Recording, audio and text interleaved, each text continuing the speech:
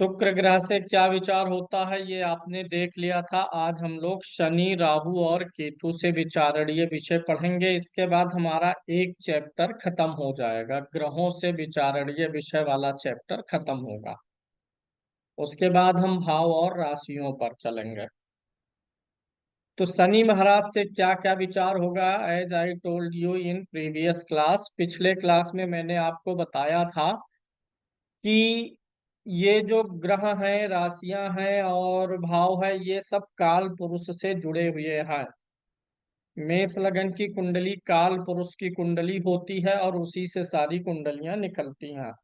सूर्य काल पुरुष का क्या है? आत्मा है। चंद्रमा काल पुरुष का मन है।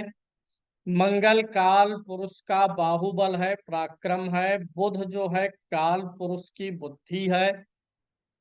गुरु जो है काल पुरुष का ज्ञान है। शुक्र काल पुरुष का वैभव है। याद रखिएगा, शुक्र वैभव है तो वैभव कारक ग्रह शुक्र हुआ। इसी प्रकार से शनि काल पुरुष का सेवक और न्याय करता है। न्याय करने वाला ग्रह काल पुरुष में कौन होता है? शनि। तो शनि से क्या क्या हम विचार कर सकते हैं, जिसको सुनिए।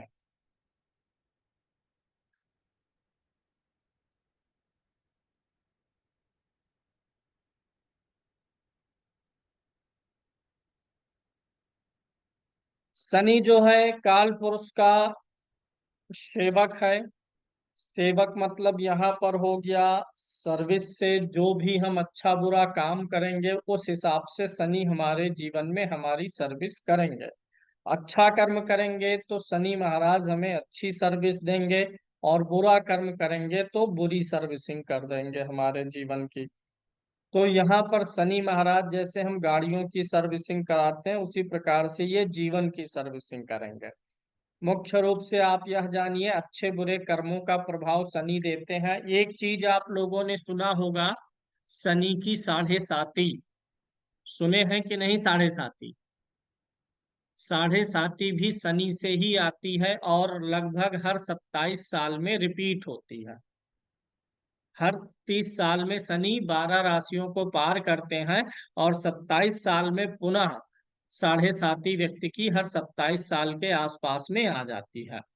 तो यानी हर 27 साल में शनि आपके जीवन का न्याय करने आ जाते हैं। आप कितने अच्छे हैं, कितने बुरे कर्म किए हैं 27 वर्षों में, उसका हिसाब 7.5 वर्ष तक लगातार शनि महाराज आपको देंगे। तो साढ़े साती पे हम लोग अलग से चर्चा करेंगे। लेकिन आप सुने होंगे तो ये जानिए, 7.5 साल का समय जो होता है वो न्याय का समय होता है। शनि महाराज से क्या क्या विचार होगा? दो चीज समझिए, शनि और शुक्र मित्र तो हैं। जहां शनि भौतिकता है वहीं शनि, जहां शुक्र भौतिकता है वहीं शनि वैराग्य है। वैराग्य का कारक ग्रह शनि है, और भोग विलास का ग्रह कौन है? शुक्र है। तो शनि महाराज पहली चीज वैराग्य उत्पन्न करते हैं। संसार में ज्यादातर वैराग्य दुख से उत्पन्न होता है। जब किसी चीज से आप बहुत दुखी होते हैं ना, तो उस चीज से मोह भंग होने लगता है। तो यहाँ पर वैराग्य का तात्पर्य मोह भंग से है। आनंद जी, जैसे कोई व्यक्ति जॉब कर रहा है और वहां पे बहुत ज्यादा पीड़ित हो गया, तो वो सहेगा कि हाँ चीजें सही हो जाएंगी, फिर और पीड़ित हुआ पहले से ज्यादा, कब इंतजार करेगा कि दूसरा ढूंढ लेते हैं, फिर और पीड़ित होगा, तो एक दिन उसका मोह भंग हो जाएगा उस कंपनी से, नौकरी से। तो जहां पीड़ा होती है वहां मोह भंगता की स्थिति आ जाती है। जैसे लोग मिठाई खाते हैं, शुगर हो जाता है, डायबिटिक हो जाते हैं, लेकिन अब उनको ऐसा नहीं है कि मिठाई से नफरत हुई, लेकिन अब वह मिठाई जो है इनको नुकसान दे रही है, तो धीरे धीरे मिठाई से मोह भंग करना पड़ेगा और हो भी जाएगा। शुरू में लालच लगेगा छोड़ने में, लेकिन 2-4 महीने बाद उसी मिठाई को देख के एलर्जी होगी, पता चल जाएगा आपको, इसको खाएंगे तुरंत शुगर बढ़ेगा, खतरा है हमारे लिए। तो शनि यही करते हैं, मोह भंग करते हैं। किसी भी चीज से दुख देंगे और मोह भंग कराएंगे। ये इस संसार का नियम है कि यहाँ पर हर संयोग में क्या है? वियोग है। ऐसा कोई संयोग इस संसार में है नहीं जिसमें कोई वियोग ना हो। हर जगह पर वियोग और वियोग ही होता है। जैसे आम वृक्ष में लगेगा, एक दिन आम भी टूट के गिर जाएगा, वियोग हो जाएगा। हमारे नात रिश्ते जुड़े हैं जीवन में, एक दिन वो भी टूट जाएंगे, वियोग हो जाएगा, अलगाव हो जाएगा। पहले पिता माता, फिर हम आए, एक दिन माता पिता जाएंगे, उनसे रिश्ता टूटेगा, फिर बच्चे आएंगे, बच्चों को छोड़ के हम जाएंगे। इस संसार में ऐसा कोई संयोग नहीं जहाँ वियोग ना हो। उजाला है तो फिर अंधकार भी आता है, यानी उजाले का, दिन का भी हमसे वियोग होता है, छुड़ाव होता है। तो ये शनि वही वियोग है जीवन में। दुख और पीड़ा शनि महाराज देते हैं, वैराग्य देते हैं। सन्यासियों के जीवन में शनि महाराज ज्यादा हावी होते हैं। सन्यासियों को एकदम से वियोगी बना देते हैं, हर चीज से विक्षोभ करा देते हैं, अलगाव करा देते हैं। यानी कि अगर किसी भी चीज से बहुत ज्यादा आपका अटैचमेंट होता दिखेगा तो शनि महाराज वहां पर काम करेंगे कि बहुत ज्यादा अटैचमेंट इस जातक के लिए ठीक नहीं है। इसको आभास दिलाना पड़ेगा कि कोई चीज परमानेंट नहीं है।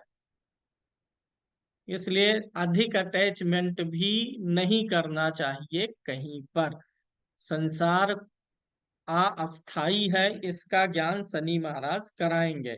तो वैराग्य से ये होता है, संन्यास से होता है, और जहाँ वैराग्य होता है, जहाँ पर मोह भंग होता है, वहां पर आध्यात्म भी जगता है। तो आध्यात्म के ग्रह भी हैं ये। कष्ट पीड़ा परेशानी हर चीज के कारक शनि है, क्योंकि इसी एक शब्द में छिपा हुआ है कई शब्द। मोह भंग, इसी से समझ जाइएगा। अलगाव नहीं कराते हैं, लेकिन मोह का भंग करवा देते हैं। किसी चीज में बहुत ज्यादा संलिप्त होना, साहित्य की भाषा में क्या बोलते हैं, आसक्त होना। कथा वथा आप सुनते होंगे तो उसमें कहा जाता है कि सांसारिक चीजों में अधिक आसक्त मत होइए। जब आप बहुत अधिक आसक्त होते हैं तो उस आसक्ति को तोड़ने का काम शनि महाराज करते हैं, जो कि उस चीज से आपको कष्ट शोक पीड़ा दे करके करते हैं। तो शनि शोक कष्ट पीड़ा मोह भंगता का काम करेंगे, आध्यात्म के कारक ग्रह होंगे। मुख्य रूप से सन्यासी बनाने का काम यही करते हैं। शनि एक धीमा चलने वाला ग्रह है, जो हमारे 9 प्लानेट वर्क करते हैं, हमारे ऊपर असर डालते हैं। जन्म कुंडली में हम जिन 9 ग्रहों को देखते हैं, उनमें सबसे ज्यादा धीमा कौन चलता है, शनि। एक राशि को शनि पार करता है 2.5 साल में। 12 राशियां हैं, तो 2.5 साल में इतना समय कोई नहीं लेता। राहु केतु आमतौर पे 18 महीने लेते हैं, बृहस्पति आमतौर पे 13 महीने लेता है। चंद्रमा तो 2.25 दिन में, मंगल आमतौर पे 45 दिन, सूर्य शुक्र बुध लगभग 1 महीने के आसपास में पार करते हैं। सबसे ज्यादा कौन समय लेता है एक राशि में, शनि, यानी धीमे चलते हैं तभी तो समय लग रहा है। वही राशि 30 अंश सूर्य उतनी ही दूरी 1 महीने में पार करता है, और शनि 2.5 साल में। दूरी वही है, अंतर क्यों आ रहा है, चाल के कारण से। तो शनि धीमा चलता है, यानी शनि धीमा ग्रह है, धीमेपन का कारक है। शनि जो है धीमापन, धीमापन होगा तो क्या होगा, देरी होगा। यानी शनि धीमेपन का कारक है, देरी का कारक है, आलस्य का कारक है। धीमा कोई चल रहा है, यानी आलस्य भी उसमें है, एक्टिव नहीं है। तो धीमापन, आलस्य, देरी। शनि में उतावलापन बिल्कुल नहीं है, मंगल में उतावलापन है। शनि और मंगल का एक स्वभाव अंतर ये जानिएगा, शनि और मंगल परम शत्रु हैं। दोनों एक दूसरे के धुर विरोधी क्यों है, क्योंकि मंगल जो है ना, वो उतावलापन है, जल्दबाजी है। और शनि ठीक उसी का अपोजिट है, धीमा है, धैर्य है। तो उतावलापन और धैर्य दोनों एक दूसरे के क्या होते हैं, अपोजिट होते हैं। इसलिए मंगल और शनि क्या है, शत्रु है। सूर्य शनि भी शत्रु है, क्यों, क्योंकि सूर्य प्रकाश है और शनि अंधकार है, काला है। तो अंधकार और प्रकाश की भी मित्रता नहीं होती है। तो इसीलिए शनि धीमापन है, देरी है, आलस्य है। शनि की धीमी चाल से ये सारी चीजें आप जोड़ सकते हैं। धीमी चाल इसलिए शनि धीमा, धीमा है तो देर होगा।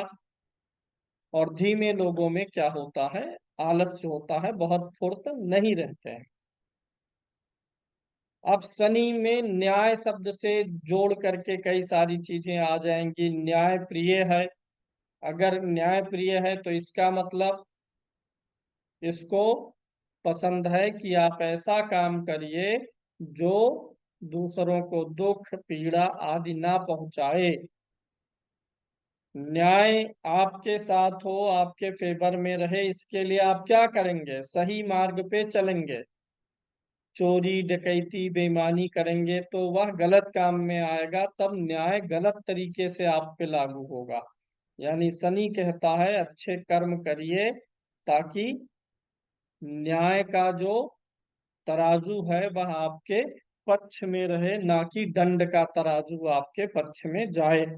तो शनि न्याय प्रिय हो गए। अगर हम देखें तो ये हमारे स्नायु तंत्र का भी कारक बनते हैं। स्नायु तंत्र, नाड़ी जो है, नसें जो हैं, इन सारी चीजों का ये प्रतिनिधित्व करते हैं लेबर वर्ग का, मजदूर वर्ग का। आपके अधीन जो भी कर्मचारी काम कर रहे हैं उन सब के मालिक शनि है।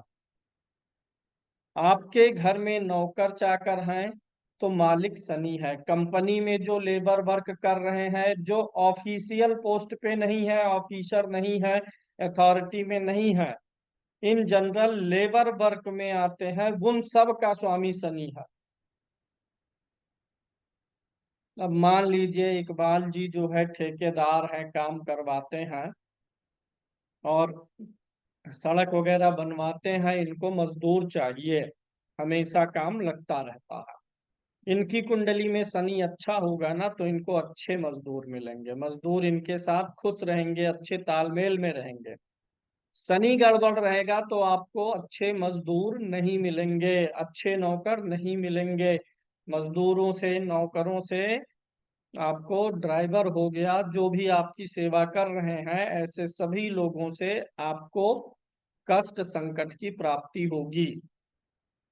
शनि नीच उच्च का रहे तो घर में काम करने वाले जो लोग होते हैं, ड्राइवर हो गया, माली हो गया, नौकर हो गया, तो उन लोगों से थोड़ी सावधानी रखनी चाहिए, क्योंकि वहां पे चोरी आदि का भी खतरा रहता है उनसे। तो शनि महाराज जो अधीनस्थ कर्मचारी हैं, लेबर वर्ग हैं, मजदूरी वाले लोग हैं, इन सब का भी प्रतिनिधित्व करते हैं, क्योंकि शनि सेवक है तो सेवा देने वाला सेवक लोग सभी इसी में आ जाएंगे। क्या क्या शनि से हो गया, एक वह सभी चीज जहां मोह भंग हो, यानी दुख तकलीफ शोक संताप ये सब। और शनि इन्हीं दुख संताप मोह का त्याग करने वाले लोग कौन होते हैं, सन्यासी। तो सन्यासियों का भी प्रतिनिधित्व करेगा। धीमा चलता है तो देरी और आलस्य का कारक हो जाएगा। साथ ही साथ यह न्यायप्रिय है, न्यायकर्ता ग्रह है। और दूसरा जो नौकर चाकर है इनका प्रतिनिधित्व करेगा। शनि जो है अष्टम भाव का कारक है। अष्टम भाव क्या होता है, मृत्यु का। यानी मृत्यु विषयक बातें, मृत्यु पतन। ऐसा नहीं है कि मृत्यु सिर्फ प्राण निकल के ही होता है। मृत्यु सिर्फ अग्निमाजी प्राण निकलने से नहीं होता है।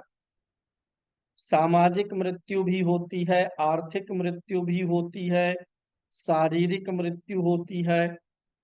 तो किसी भी प्रकार का मृत्यु तुल्य कष्ट, इतना किसी चीज से तकलीफ हो जाए, मन करने लगे कि मर जाओ, वो सब शनि देगा। यानी सुसाइडियल थॉट्स भी शनि देगा। किसी का बहुत पैसा लॉस हुआ, कर्जे में है, तो वो लोग अगर विचार आता है कि हाँ बहुत कष्ट है, बहुत दुख हो गया, सुसाइडियल टेंडेंसीज बनेंगी, तो शनि कारण होगा। यानी मृत्यु और मृत्यु से जुड़े हुए विषय, मृत्यु से जुड़ा हुआ चिंतन ये सब किस में आ जाएगा? शनि में आएगा। मृत्यु, मृत्यु विषयक बातें, पतन, अपयश, रोग का विचार इसी से होगा, क्योंकि मृत्यु में रोग की भूमिका होती है। दरिद्रता का विचार इसी से होगा। शनि एक साल में, 2.5 साल में एक राशि पार करते हैं। इस शनि धीमा चलता है, इसके पीछे एक कहानी है कि शनि महाराज लंगड़े ग्रह हैं। वो लंगड़े हैं इसलिए धीमे चलते हैं। वास्तव में लंगड़े नहीं है, धीमा चलने के नाते ऐसी किंवदंती बन गई कि शनि धीमा चलते हैं, तो एक लंगड़ा व्यक्ति जितना धीमे धीमे चलता है, उसी प्रकार से चलने के नाते इनको लंगड़ा बोल दिया गया। तो लंगड़ापन भी इन्हीं से ही विचार होगा। किसी के पैर में कुछ डिफेक्टनेस आ रही है तो उसका कारण शनि ही होंगे। शनि एक नपुंसक ग्रह है, ना मेल है ना फीमेल है। जो मेल नहीं, जो फीमेल नहीं, यानी वह, उसका किसी से मेल नहीं, यानी वह क्या है? एक तटस्थ ग्रह है। शनि तटस्थ है, न पुरुषवादी है ना स्त्रीवादी है। शनि और बुध ये दोनों तटस्थ रहते हैं, न्यूट्रल रहते हैं। ये किसी वाली नहीं करते, पुरुष और स्त्री दोनों वाली नहीं, क्योंकि ये दोनों नपुंसक ग्रह हैं, मतलब नो साइड लेने वाले ग्रह हैं, कोई साइड नहीं। वो आपको आपके कर्म के अनुसार फल देंगे। इसी अनुसार शनि और बुध दोनों नपुंसक ग्रह की कैटेगरी में भी आते हैं। जहां भी वियोग है वहां पर आ गया शनि, पतन में आ गया, अपयश में आ गया, दुख दरिद्रता यही देता है। मतलब जो जो शुक्र देता है उन सबका अपोजिट है। शुक्र क्या देता है? वैभव, भोग, लग्जरी, विलासिता। शनि क्या करता है? इन्हीं सब चीजों से दुख देता है, और इन्हीं सब चीजों को छीनता भी है जब आप बहुत ज्यादा संलिप्त होंगे। तो जहां भोग है उधर क्या हो गया? भोग का अपोजिट क्या हो गया? वैराग्य हो गया। भोग शुक्र देगा तो उसका अपोजिट क्या हो गया? वैराग्य हो गया। भोग में मन लगता है और वैराग्य में उस चीज से मन हटता है। भोग में आप मीठा मीठा पनीर खाएंगे बढ़िया, और वैराग्य में पनीर देख करके आपके मन में घृणा उत्पन्न होगी। भोग में क्या होगा? आप भोग करेंगे, सुख करेंगे, शरीर को बीमार कर लेंगे। क्यों? भोग शुक्र दे रहा है, और जहां भोग बढ़ता है वहां फिर शनि महाराज एक्टिव हो जाएंगे, रोग देने लगेंगे। भोग के साथ रोग अपने आप आ गया। भोग बढ़ेगा, जब जब आप शुक्र को बढ़ाएंगे तब तब शनि महाराज पीछे से आ जाएंगे। जितना जीवन को लग्जरी दे देंगे, सुख दे देंगे, शनि महाराज पीछे से आकर के शरीर को पीड़ित कर देंगे। तो जो शुक्र है उसी का अपोजिट शनि है। शनि में दासत्व आता है, नौकर नौकर लोग आते हैं। नौकरी का भी विचार इससे होता है। प्राइवेट नौकरी का कारक शनि है। सरकारी नौकरी की बात है तो सूर्य चंद्रमा, और प्राइवेट नौकरी है तो शनि से विचार होता है। लोहा वाला आइटम इसी में आता है। लोहा शनि का है, चमड़ा शनि का है, तेल पेट्रोलियम इसी के हैं। पदार्थों की अगर बात करें तो सूर्य में कौन से पदार्थ आएंगे? लाल रंग के पदार्थ, लाल या गेहुआ रंग। लाल वस्त्र हो गया, लाल फूल हो गया, इस पे अलग से क्लास देंगे आपको। चंद्रमा का सफेद हो गया, मंगल का लाल हो गया, बुध का हरा हो गया, बृहस्पति का पीला हो गया, शुक्र का सफेद। शुक्र और चंद्रमा का सेम होता है, दोनों स्वच्छ ग्रह हैं, सफेद। शनि का इसी प्रकार से काला हो जाएगा। काला रंग, काली चीजें, अंधेरा, रात्रि, ये सब शनि में आता है। शनि में तेल, सभी प्रकार का तेल, चाहे खा रहे हो चाहे मोटरसाइकिल वाला तेल हो। और एक तेल होता है जो शुक्र में आ जाएगा। जैसे जो सुगंधित तेल है, सिर पे लगा लिए, महक गया, गमक गया, वो शुक्र में है। लेकिन जो खाने वाला तेल है और पेट्रोलियम है, वो शनि में। लोहा और लोहे से बनी हुई चीज शनि में। शनि के रोग जो होते हैं लंबे चलते हैं। शनि का कुछ भी होता है तो वो लंबा चलता है, क्योंकि शनि खुद ही लंबा चलने वाला ग्रह है। रोग देगा तो लंबा चलेगा। शनि घर बनवाएगा तो लंबा चलेगा। गाड़ी देगा तो लंबी गाड़ी चलेगी, टिकेगी। शनि जो देता है ठोस देता है, सॉलिड देता है। बीमारी भी देगा तो ठोस और सॉलिड बीमारी देगा, कि लो अब कुछ दिन इसे भी चलाओ, ये ना रहे कि जल्दी से मुक्ति मिल जाएगी। मकान बनवाएगा तो वो भी मजबूत बनवाएगा। गाड़ी देगा तो मजबूत गाड़ी देगा। रोग भी देगा तो थोड़ा मजबूत देगा, कि जल्दी छुट्टी नहीं मिलेगी। शनि जो चीजें देता है वो दीर्घ काल तक चलती हैं, लंबे समय तक चलती हैं। गैस रोग का कारक ग्रह है और पैर का कारक है। शनि पैरों का कारक ग्रह है। और पैर के साथ साथ यह जो है, पैर का कारक होने के नाते इसमें शनि महाराज में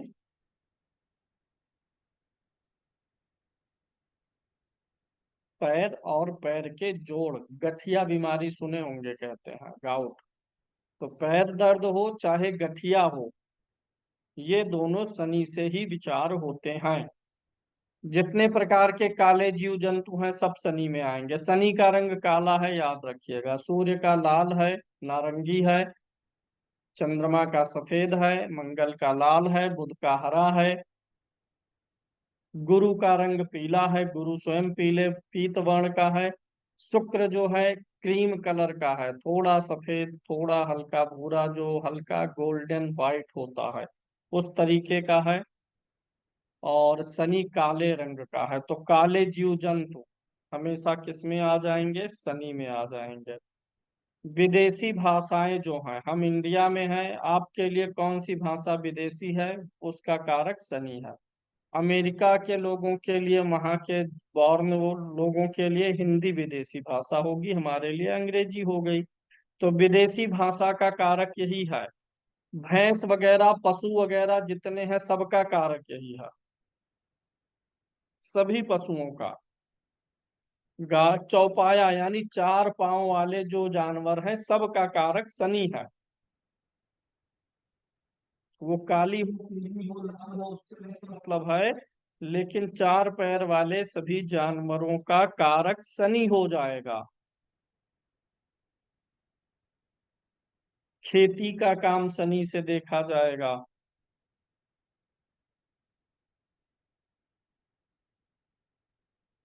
अब शनि अगर वैराग्य है तो मठ वगैरह में जो लोग रहते हैं, मठाधीश वगैरह, उन पे भी शनि का ही प्रभाव है।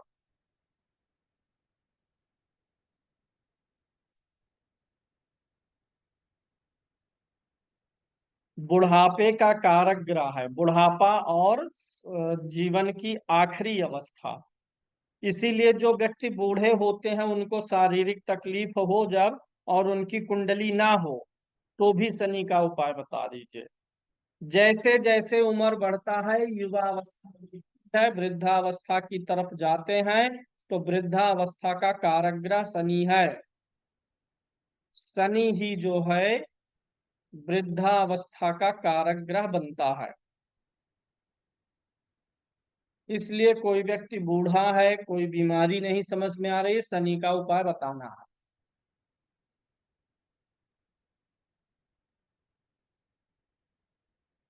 वृद्धावस्था अच्छी रहेगी, मृत्यु अच्छा होगा कि बुरा होगा,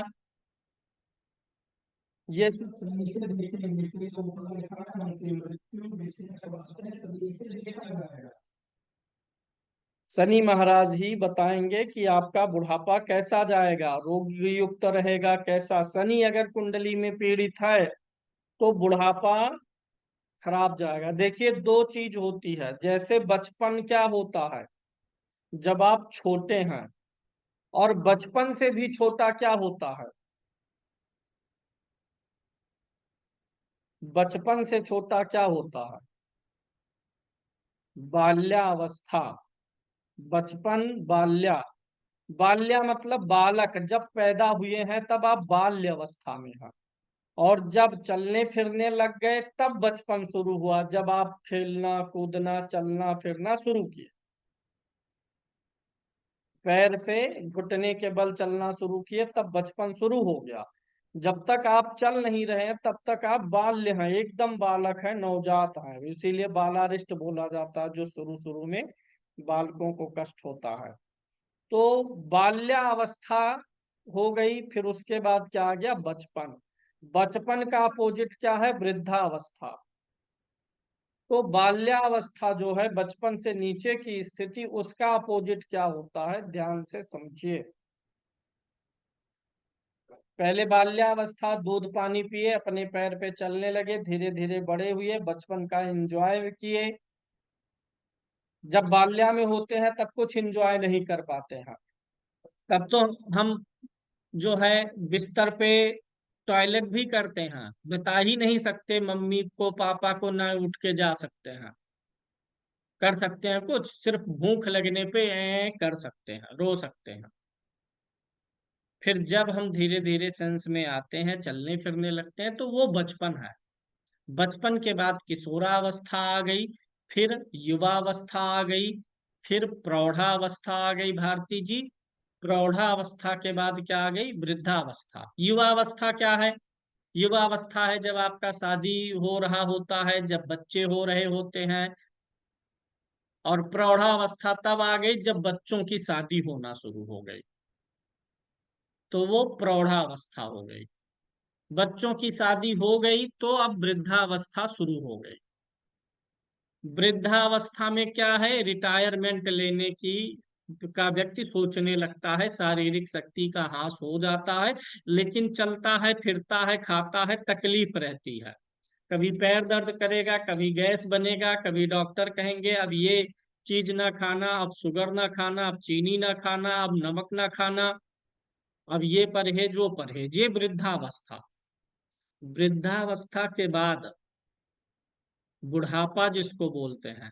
बुढ़ापे के बाद एक अवस्था और होती है। बताइए, सही जवाब देने वाले को 500 रुपए की फोटो भेजी जाएगी नगद व्हाट्सएप पर। बुढ़ापे के बाद कौन सी अवस्था आएगी?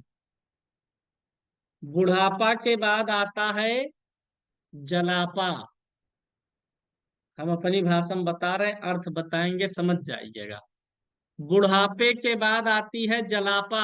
जैसे बाल्यावस्था में आप दूसरे पर निर्भर हैं, कुछ भी नहीं कर सकते, बाल्यावस्था में सिर्फ के कर सकते हैं, खाना पीना सब कुछ दूसरे पर निर्भर है, आप चल भी नहीं सकते हैं।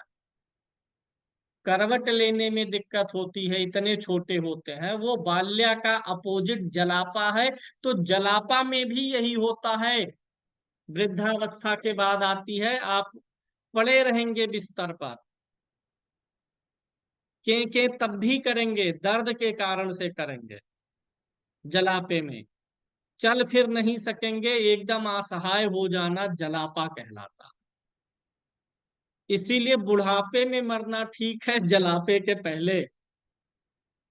आयु अधिक अगर होने लगती है तो बुढ़ापे के बाद जलापे का नंबर आता है। अब कोई 85 साल और 90 साल जीने की इच्छा रखेगा तो उसे जलापा आएगी।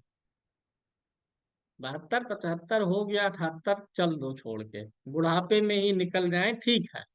तो जलापे का ग्रह है शनि।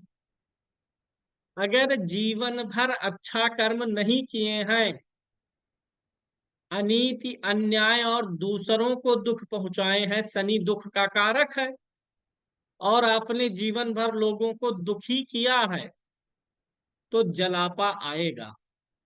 और अगर शनि अच्छा है, आपने लोगों को दुख नहीं दिया है, न्याय पूर्वक जीवन जिए हैं, तो बुढ़ापे में ही आपको लेके चला जाएगा।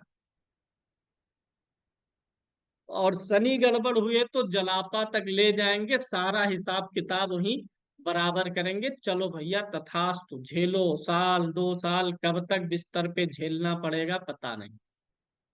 तो बुढ़ापे के बाद जलापे के ग्रह हैं। आयु अच्छी जिएंगे, जिंदगी अच्छी जिएंगे, लोगों को कष्ट नहीं पहुंचाएंगे, हृदय से साफ रहेंगे, अपना पराया मान के किसी से भेद नहीं करेंगे, तो जलापा नहीं आने देंगे, शनि महाराज बुढ़ापे में लेके चले जाए। ठीक है। इस प्रकार से जैसे कोई व्यक्ति नौकरी से रिजाइन किया, तो यहाँ पर आप क्या मानेंगे, मोह भंग हुआ ना, तभी तो रिजाइन किया, अब वहां पर उसका मन नहीं है, तो त्याग पत्र कहाँ से देखेंगे, शनि से।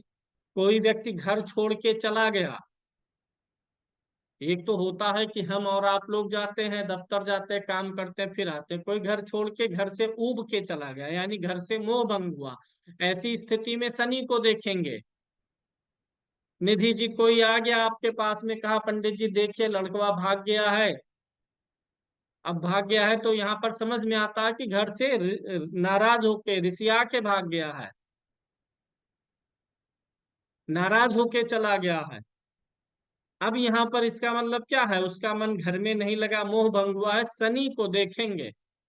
जो भी कुंडली प्रश्न कुंडली बनाएंगे उसमें या कुंडली में शनि को देखना पड़ेगा। कहीं भी मोह भंग हो रहा है किसी चीज से, तो वहां पर शनि को देख लेना है। पुराना घर छोड़ के नए घर में जा रहे हैं, तो यहाँ भी शनि है, यानी पुराना छोड़ रहे हैं, यानी पुराने से मोह भंग हो गया है, नए से दिल लग गया है। तो यहाँ जैसे हो गया, कंक्लूड करें अगर इसमें, तो हो गया त्याग पत्र, एक स्थान छोड़ के दूसरे स्थान पर जाना, पुराना त्याग के नए को अपनाना, ये सब शनि में आ जाएगा। शनि में पत्थर और लकड़ी भी आती है, पत्थर और लकड़ी से जुड़ा हुआ काम भी शनि में आएगा। कोयला वगैरह तो आएगा ही, क्योंकि कोयला काला है। यानी कोई लकड़ी का फर्नीचर बना रहा है, स्टील का बना रहा है, तो ये सब शनि में है, स्टील भी लोहा ही होता है। इसके अलावा टाइल का काम कर रहा है, पत्थर का, मोरंग बालू सीमेंट, ये सब पत्थर से ही बनता है, तो ये सब शनि में आएगा। बिल्डिंग मटेरियल वाले सब आइटम किस में आ जाएंगे, शनि में। और फर्नीचर चाहे लकड़ी का हो चाहे लोहे का हो, मेटल का हो, सब शनि में। If Saturn is good in horoscope, a man can do the work of building material और फर्नीचर। फर्नीचर का अथवा बिल्डिंग मटेरियल का काम कोई भी व्यक्ति कर सकता है। अब शनि में और क्या क्या आ जाएगा, शनि में रीढ़ की हड्डी भी आएगी, कुछ लोगों को स्पाइन की प्रॉब्लम होती है। आजकल तो ये समस्या बढ़ रही है, यहाँ जितने लोग बैठे हैं इसमें भी 2-4 को होगा। स्पाइन मतलब रीढ़ की हड्डी, कमर के नीचे दर्द होगा, और वही दर्द फिर पैरों तक पहुंचेगा और पैर भी दर्द करेगा। तो स्पाइन की प्रॉब्लम भी शनि से होती है, जब 6, 8, 12 में कहीं रहेगा तो स्पाइन की प्रॉब्लम देगा। नोट कर सकते हैं, कुछ कुछ ऐसे प्रोडिक्शन की बातें बीच बीच में मिल जाए तो नोट कर सकते हैं। शनि 6, 8, 12 में हो तो स्पाइन की प्रॉब्लम यानी कमर की दिक्कत देगा। लेकिन अब ऐसा नहीं है कोई 12 साल की कुंडली आ गई बालक की तो कह दीजिए तुम्हारा कमर दर्द कर रहा है। आयु के साथ असर आएगा, 30 साल, 32 साल, 35 साल से शुरू होगा, फिर आगे और बढ़ सकता है, बुढ़ापे में सबसे अधिक हो जाएगा।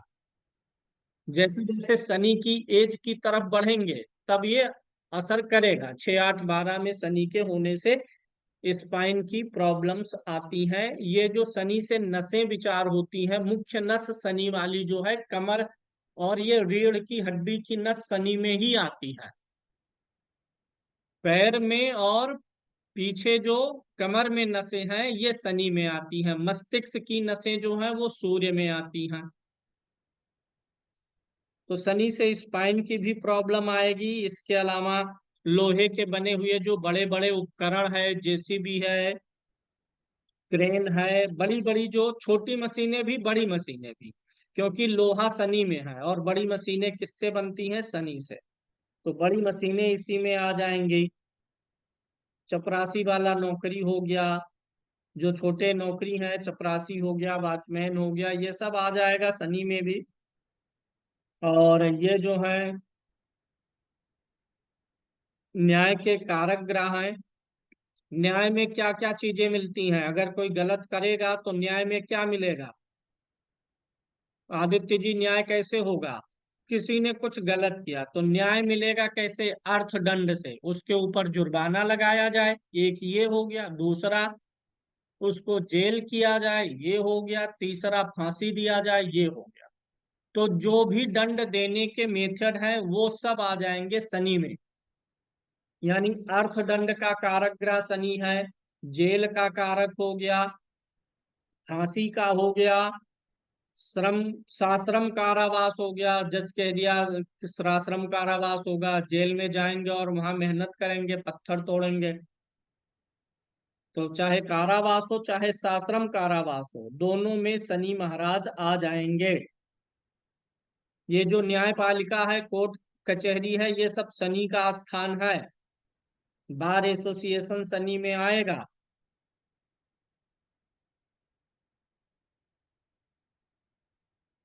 पैर से जुड़ी हर बीमारी इसी में आएगी, क्योंकि शनि पैर का कारक है। पैर में सूजन, पैर में दर्द, लंगड़ापन, लकवा, पैर का हिलना डुलना, कपकपाना, पैर में फाइलेरिया, मोटा हो जाता ना हाथी पांव, फाइलेरिया। पैर से जुड़ी हर बीमारी शनि में आएगी। शनि नपुंसक ग्रह है तो नपुंसकता का भी कारक यही होगा, इम्पोटेंसी। यही बोलते हैं अंग्रेजी में, क्या बोलते हैं जो वो बोलते हैं। पुरुषों के लिए नपुंसकता का भी ये कारक होता है। अगर यह शुक्र को बुरी तरीके से पीड़ित करे, शुक्र के साथ हो, शुक्र को देखे, तो पुरुषों की काम शक्ति भी ये कम कर देता है। तो शनि से इतनी चीजें विचार होंगी, और कुछ और भी चीजें विचार हो सकती हैं जिसको आप पीडीएफ में पढ़ेंगे। अब पीडीएफ बनाते समय जो लिखा गया है उसको बहुत देर तक सोच के लिखा गया है। अब हो सकता है ऐसे पढ़ाते समय सब चीज दिमाग में ना आए, कुछ छूट भी सकता है ना अरुण। बेजान माल, बेजान माल, कुछ दिमाग में नहीं आया, छूट गया, तो वो पीडीएफ में भी देख लीजिएगा। बेसिक थ्योरी क्या है वो आपको समझ में आ गया होगा शुभांग जी। तो शनि को अगर याद रखना चाहें तो मेटल जितने हैं वो शनि, जितने ऑयल हो गए यानी पेट्रोलियम हो गए, खनिज हो गए, वो शनि में। शनि में हो गया, एक शब्द याद रखिएगा, मोह भंग। मोह भंग के बाद दुख होता है, परेशानी होती है, पीड़ा होता है, शोक होता है। ये सब, जेल जाएंगे तो पीड़ा होगी, अर्थदंड लगेगा तो पीड़ा होगी, फांसी पे चढ़ेंगे तो पीड़ा होगी। पीड़ा देने वाली हर चीज न्याय का कारक ग्रह है, लेबर मजदूर वर्ग से जुड़ा हुआ है। अब आ जाइए राहु पर। राहु क्या है, केतु क्या है? क्योंकि फिजिकली ये दो प्लैनेट कुछ नहीं है। राहु और केतु फिजिकली कुछ भी नहीं है। सूर्य तो है, चंद्रमा है, मंगल है, सब आकाश में दिखेंगे, लेकिन राहु केतु दिखता नहीं है। राहु केतु को साइंस में कोई प्लैनेट नहीं माना गया है। राहु केतु को समझिए, ये क्या है? आपका सूर्य है। This is your son. और ये हो गई आपकी मून की ऑर्बिट। इट्स मून ऑर्बिट, ये चंद्रमा की कक्षा है, यानी चंद्रमा इसी रास्ते पे घूमता है। ये चंद्रमा, सॉरी चंद्रमा नहीं, पृथ्वी, ये पृथ्वी की कक्षा हो गई। चंद्रमा सूर्य के चक्कर थोड़े लगाता, पृथ्वी लगाती है। ये हो गई आपकी पृथ्वी। ठीक, गोला गोला मैंने कर दिया। इसी लाइन पे घूमते हुए ये सूर्य के चक्कर लगाए। और ये जो पृथ्वी है, इसका चक्कर कौन लगाएगा? चंद्रमा, मून। ये ब्लू कलर वाला कौन हो गया? मून। ठीक है। अब चंद्रमा का भी अपना एक ऑर्बिट है, चंद्रमा भी ऐसे ऐसे गति करता है, जैसे ये पृथ्वी वाली गति हुई हरी वाली, ये पृथ्वी है और ऐसे ऐसे घूमेगा सूर्य के चारों तरफ। ठीक उसी प्रकार से ये जो चंद्रमा है ये भी पृथ्वी के चारों तरफ घूमेंगे। ध्यान से समझिएगा, टेक्निकल बात है। ये जो पृथ्वी घूम रही है, जो पृथ्वी घूम रही है, ये पृथ्वी ऐसे ऐसे अपने ऑर्बिट पे, जिसको कक्षा बोलते हैं, कक्षा मतलब स्थान, अपने निर्धारित स्थान से पृथ्वी सूर्य के चक्कर काट रही है। ऐसे ही चंद्रमा अपने निर्धारित स्थान से पृथ्वी का चक्कर काट रहा है।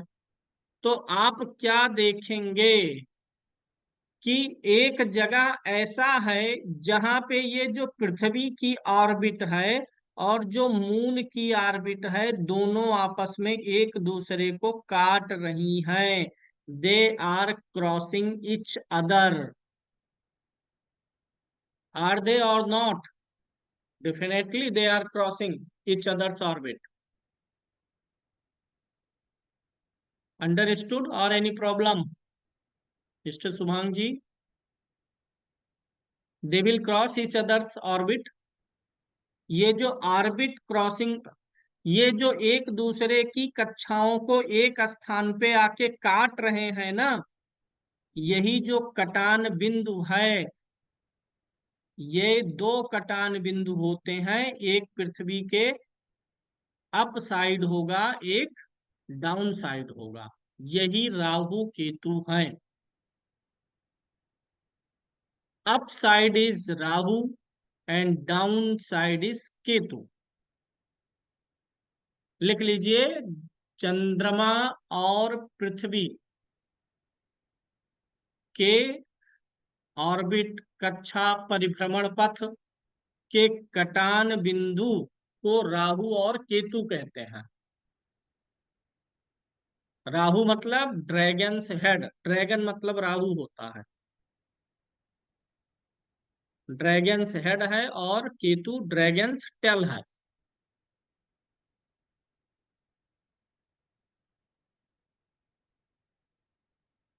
अब इसको अगर पुराण की माध्यम से, पुराणों के माध्यम से समझना चाहें तो आपने एक कहानी सुनी होगी, समुद्र का मंथन किया गया। समुद्र मंथन सुने हैं कि नहीं? देखे होंगे, पुराने समय में कृष्णा वगैरह आता था तो उसमें समुद्र मंथन विष्णु पुराण वगैरह में दिखाया जाता था। नहीं देखे हैं तो भी आज यूट्यूब पे ढूंढ लीजिएगा। समुद्र मंथन किया गया, देवताओं के द्वारा समुद्र को मद्राचल पर्वत से मथा गया, वासुकी नाग की रस्सी के माध्यम से। जब पर्वत को मथा गया, मथना मतलब कुछ लोग नहीं समझ रहे होंगे। मथना मतलब जब अ, जिनको ज्यादा ना समझ में आए, दिक्कत हो, गूगल कर लिया करेंगे बाद में। मथना इसको बोलते हैं। पहले के समय में क्या होता था, गांव से जिनका संबंध कभी रहा है वो जान रहे होंगे, एक पात्र में दूध रख दिया जाता था, उसी में थोड़ी सी दही डाली जाती थी, सुबह वह पूरा दूध दही बन जाता था, दही जम जाती थी। तो जब ऐसे दही जम जाती थी तो एक बेलनाकार आता था, उसी से, जैसे आप लोग लस्सी पीने जाते होंगे, बेल का शरबत पीने जाते होंगे, तो वो किसी चीज में रख के ऐसे ऐसे घुमा के बनाता होता होता था। अब तो ऑटोमेटिक मशीन आ गई है मक्खन वगैरह निकालने के लिए, ऑटोमेटिकली वो मथेगा, जिसको हमारे यहाँ खैलर बोलते थे पहले। कितने लोग खैलर शब्द सुने हैं? खैलर बोलते थे, उसी से मथ के घी निकाल लिया जाता था। तो समुद्र मंथन हुआ। उस समुद्र मंथन करने का उद्देश्य था समुद्र से अमृत निकालने का। अमृत निकलने के पहले विष निकलता है, तो विष जब निकला तो उसको भगवान शंकर जी पी गए, इसीलिए उनका कंठ नीला हो गया जहर के प्रभाव से, इसलिए वो नीलकंठ कहलाए। और कोई तैयार ही नहीं हुआ, जहर को कौन पिएगा? देवताओं में उतनी शक्ति नहीं, जो पिए तुरंत मर जाए। भगवान विष्णु जी तैयार हुए तो लक्ष्मी जी रोक दी, खे नाथ हम आपको नहीं पीने देंगे। आप जहर पिएंगे पता नहीं क्या होगा। तब पार्वती जी बोली कि आप शिव जी से कि आप जहर पीजिए, क्योंकि उस जहर के प्रभाव से जगत जो है बहुत प्रभावित हो रहा था, पीड़ित हो रहा था।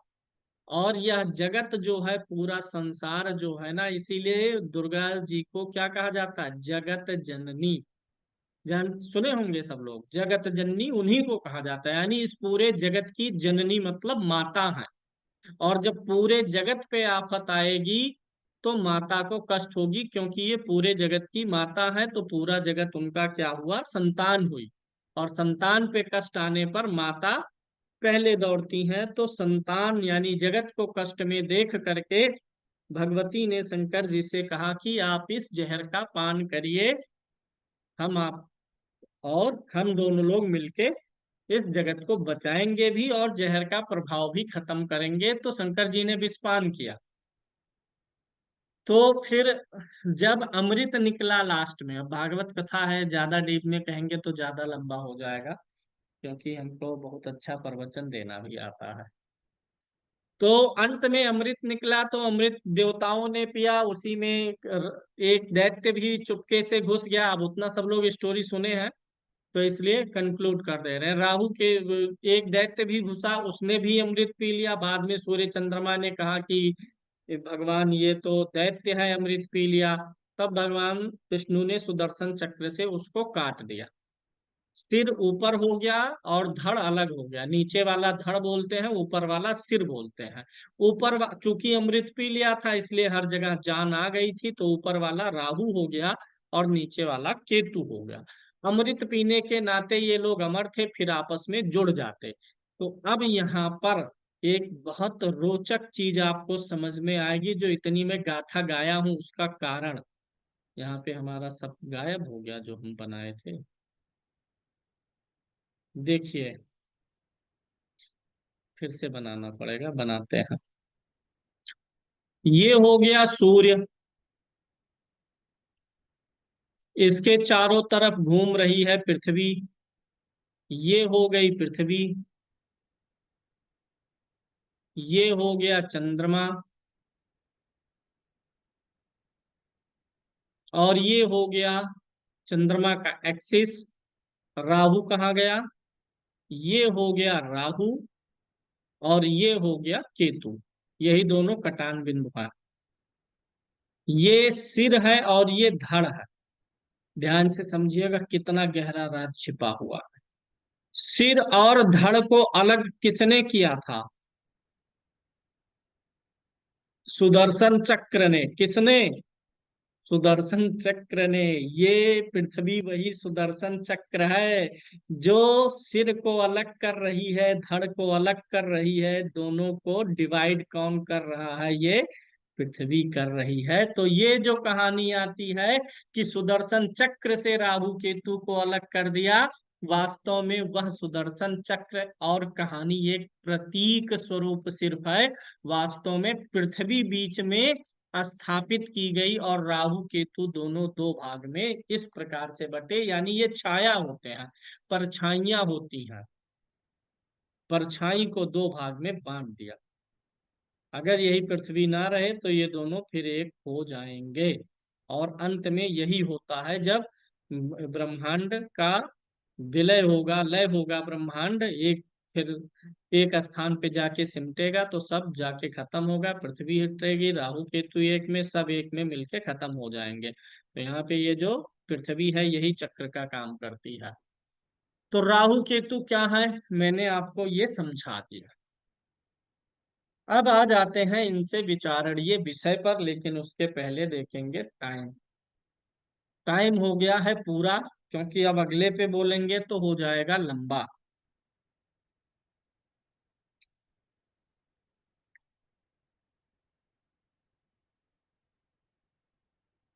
तो राहु केतु से क्या विचार होगा इस पे नहीं बोलेंगे, बस इनका थोड़ा सा जो है और हम लोग विशेषता ही पढ़ेंगे। विचार क्या क्या होगा ये कल।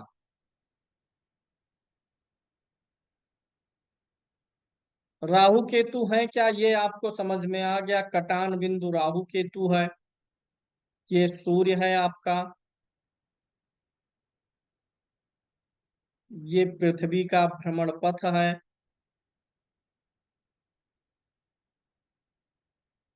ये चंद्रमा, ये है आपका राहु,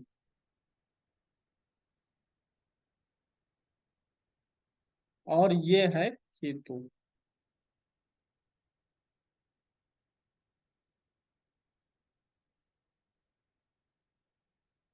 अब ध्यान से समझिएगा, ये कोई वास्तविक पिंड नहीं है, छाया ग्रह है। अब आप विचार कर लीजिए, हमारे ऋषि मुनि कितने ज्यादा विद्वान और दूरदर्शी थे। सूर्य का प्रभाव हमारे ऊपर था तो ज्योतिष में सूर्य को लाए, चंद्रमा का था, चंद्रमा को लाए, मंगल बुध सबको ले आए। लेकिन उनको नजर आया कि कुछ ऐसा भी है जिसका प्रभाव हमारे ऊपर पड़ रहा है, लेकिन वो हमें दिख नहीं रहा है। राहु केतु दिखते नहीं है। इतना जबरदस्त तर्क, उन्होंने रिसर्च किया और पता कर लिया कि ये जो पृथ्वी और चंद्रमा का एक्सिस का कटान बिंदु है, इस कटान बिंदु का अभी हमारे जीवन पे असर पड़ रहा है। तो इसको भी ज्योतिष में शामिल कर दिए और नाम पड़ा राहु केतु। हम आप दिखती हुई चीजों को तो एनालिसिस नहीं कर पाते, वो अदृश्य चीजों को भी खोज निकाले कि कुछ असर तो और बाकी है क्या, वो पता की। यानी ये कोई वास्तविक ग्रह नहीं है, छाया है। छाया किसको बोलते हैं? आप खड़े हो जाइए बल्ब के सामने, परछाई बन जाएगी, वो छाया है। छाया कभी पकड़ में नहीं आती है, इसीलिए राहु केतु पकड़ में नहीं आते हैं। छाया कैसा व्यवहार करेगी, यह जानने के लिए आप करिए, उसी कमरे में डांस शुरू करिए और परछाई देखिए। आप हाथ उठाएंगे तो परछाई भी हाथ उठाएगी, आप चलेंगे तो परछाई भी चलेगी। यानी ये राहु केतु किसी ना किसी चीज की नकल करते हैं, वो जो परछाई हमेशा नकल करती है। अपना पेन ऐसे उठाइए, हाथ उठाइए, हाथ हिलाएंगे तो परछाई भी हिलेगी, हाथ नहीं हिलाएंगे तो परछाई भी नहीं हिलेगी। तो यानी राहु केतु किसी न किसी चीज से गवर्न होते हैं, ये परछाई है। कुंडली में किसी चीज की परछाई बन के ये काम करेंगे और परछाई वाली चीजें पकड़ में नहीं आती हैं, पहली चीज। दूसरी, ये किसी से गवर्न होंगी, किससे होंगी? जिस राशि में ग्रह के बैठी होंगी उससे। भाई आप हाथ हिलाएंगे तो परछाई हाथ की हिलेगी, तो ये जिस ग्रह की राशि में बैठेंगे वह ग्रह जैसा होगा वैसा इनका फल होगा। अब एक विशेष चीज और समझिए,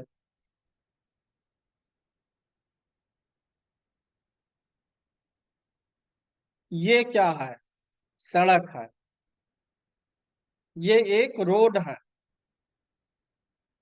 और ये चौरस्ता है, चौराहा है, चारों तरफ से सड़क है। बताइए, जीवन में हम सबसे ज्यादा भ्रमित कब होते हैं?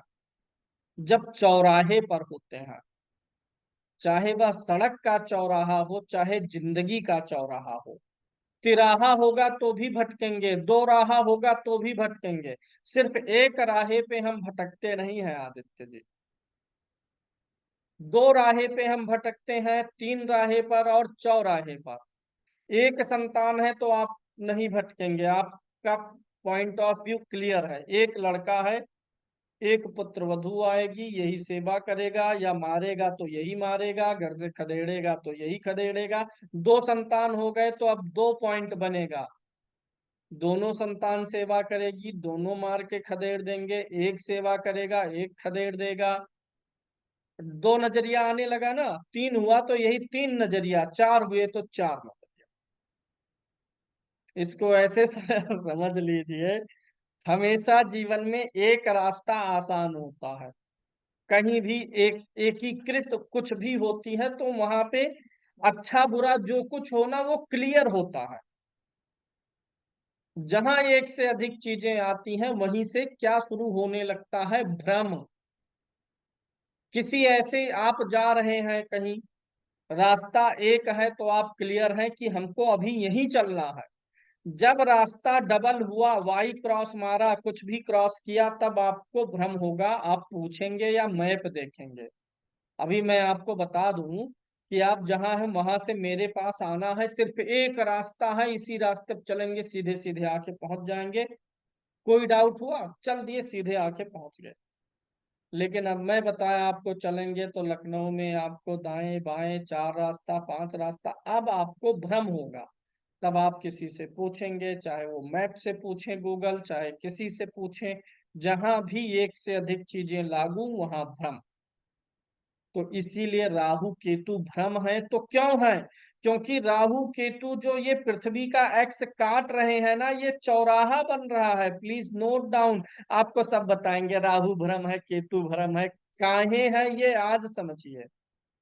क्योंकि ये जो पृथ्वी और चंद्रमा का कटान बिंदु बना, दोनों के एक्सिस एक दूसरे को काटते हैं, तो देखिए क्या चौरस्ता नहीं बना।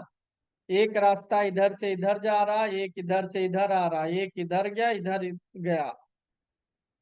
पहले तो क्लियर था कि गोला था, यहाँ है तो इसे चलेंगे, ऐसे ऐसे चलना। अब 4 रास्ता बना, इधर से इधर जाएंगे कि इधर से इधर जाएंगे कि इधर से इधर जाएंगे, यहाँ से चलेंगे, यहाँ आकर के फिर इधर जाएंगे, भ्रम हो गया। तो राहु केतु भ्रम क्यों है, ये मैंने आपको समझाने का प्रयास किया है। तो राहु केतु आपको जीवन में भ्रमित करते हैं। कहीं भी भ्रम वाली स्थिति आ गई, सुभी जी, आपके हाथ में 3 नौकरी, you have 3 offer letters, 3 offer letters in your hand, अब आप भ्रमित हो जाएंगे। 3 3 ऑफर लेटर है, एक में 21,000 सैलरी मिल रही है, एक में 22.5 मिल रही है, एक 22.5 वाले में संडे छुट्टी नहीं मिल रहा है, इसमें संडे छुट्टी मिल रही है, इसमें वर्क फ्रॉम होम है, इसमें किसी में कुछ अच्छा, किसी में कुछ। अब आप भ्रमित हो गए। लेकिन जब आपको एक ही ऑफर लेटर मिला होता, चाहे जो रहता, आपका व्यू क्लियर रहता, भैया नौकरी करनी है, मिल गई, प्रसाद बांटते और जाके नौकरी ज्वाइन कर लेते। ये राहु और केतु हमारे जीवन में कई रास्ते खोलते हैं। जो एक मुख्य रास्ता है, उस मुख्य रास्ते से भटकाने के लिए कई ब्रांचेज आएंगी। क्योंकि इस संसार में हर कोई सफल नहीं हो सकता है। हर कोई सफल हो जाएगा ना, तो सफलता का मूल्य नहीं रहेगा। हर कोई डॉक्टर होगा तो दवाई किसकी की जाएगी। हर कोई इंजीनियर होगा तो किसका घर बनाया जाएगा। हर कोई प्रधानमंत्री होगा तो वोट कौन देगा। खून किसका चूसा जाएगा अगर हर कोई प्रधानमंत्री होगा। तो इसीलिए राहु भ्रमित कर देता है। अब उसमें सोच बुद्धि विचार मेहनत से जो सही ट्रैक पे चला गया वो सफल हो गया। यानी आज के कलयुग में पूरी की पूरी माया राहु केतु की है। पूरी, आपने सुना होगा भगवान कृष्ण की माया होती है या बहुत ज्यादा होता, तो कहते हैं माया, मोह माया में फंस गए हैं। मोह और माया दो चीज है। मोह से ही माया उत्पन्न होती है। पहले किसी मोह मतलब आकर्षण होगा, फिर वह उस आकर्षण के बाद उस चीज के प्रति माया आ जाएगी कि ये मेरी हो जाए, मुझे मिल जाए, या मेरी है तो हमेशा रहे, यही माया है। मैं हमेशा जीऊंगा, हम लोग ये भूल जाते हैं ना, ये हर इंसान जानता मरूंगा, लेकिन मरने की फिक्र किसी को नहीं है। तो ये माया का ही प्रभाव है। जीवन से पहले मोह उत्पन्न करेगा, फिर माया की ये मैं हूं, शरीर मेरी है। तो ये पूरी राहु केतु की ही माया है इस संसार में। अब मिलेंगे कल के क्लास में, ठीक है? जाइए आनंद करिए और पिछला वीडियो देखिएगा, नोट्स देखिएगा। कल राहु केतु को कवर करेंगे, 1 घंटे से ज्यादा हो रहा है, डाइजेस्ट नहीं होगा आपको। चलिए, धन्यवाद, जय श्री राम।